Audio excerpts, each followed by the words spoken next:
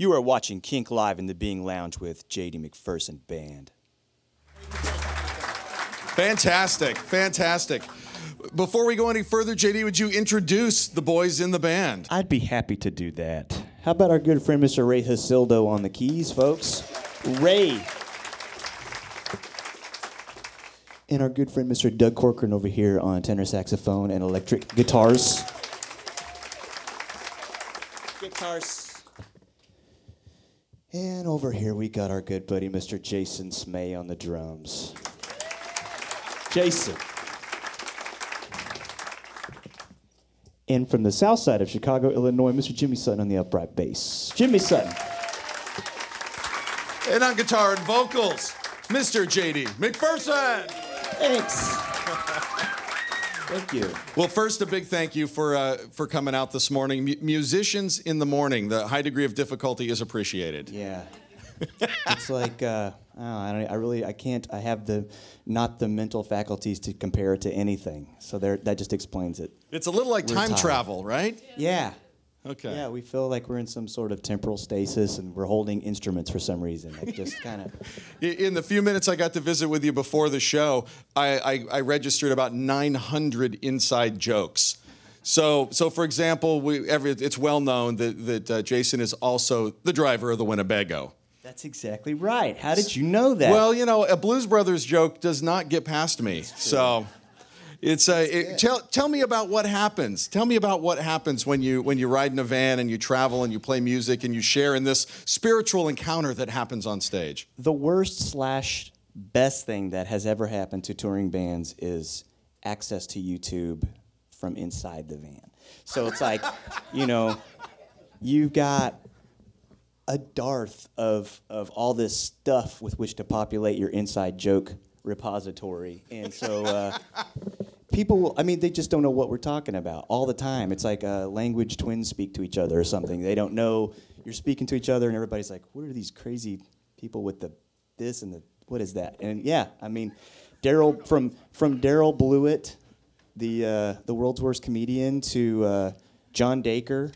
If anybody knows John Dacre or Daryl Blewett, give a little applause, because it's worth checking out.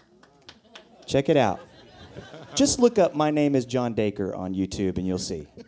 You'll see. Well, you'll see. And I even saw a Murphy Brown reference up on stage. Yeah, actually, Ray can uncannily reproduce any TV sitcom theme song at will, and I haven't seen him stumped on 8-bit video games either. So it's whoa. Sometimes we'll be like, yeah. I Dream of Jeannie, Ray? Oh, yeah, I can do it. He can do that. I love it.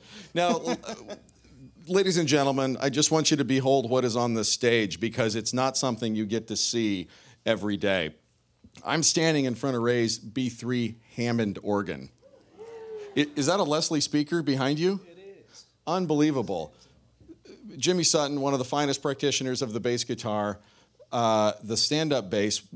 How in the world do you get that in the overhead when you're traveling? How does this work? Oh, we travel with the trailer, so it's got a nice little cozy spot in the trailer. Very good. And then, JD, do I assume that's a tube amplifier?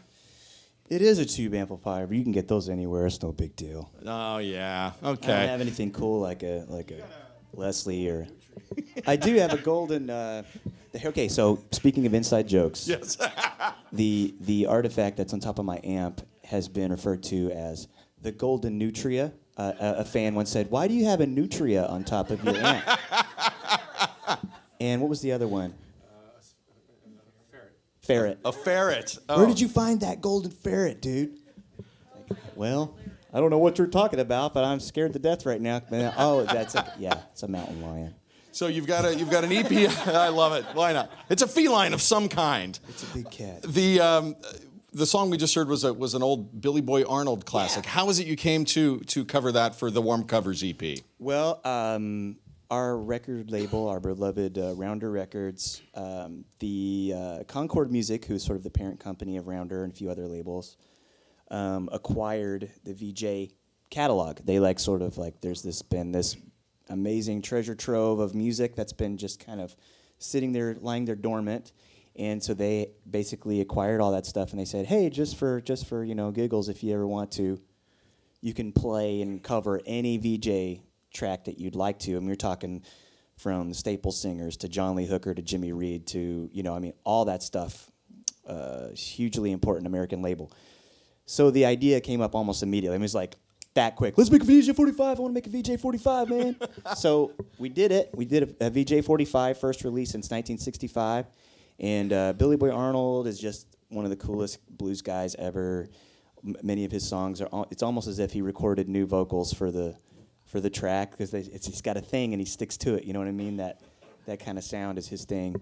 And the other side, we did a Jimmy Hughes tune called Steal Away, which is more of a soul tune, but we simplified it and turned it into a kind of a weird dropped C doom metal blues thing. So that's pretty incredible in 2014 to be releasing a VJ single.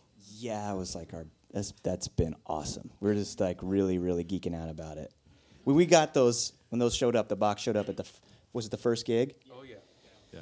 So that's Like a 7-inch available everywhere now. Yeah, it is. All of us Instagrammed that simultaneously. It was just like, oh man, Look what we made. Made the same thing. So it looks like it looks like you could have found it in a thrift store somewhere. It's in a brown manila envelope, nondescript, but Classic. It's the thing. It's awesome.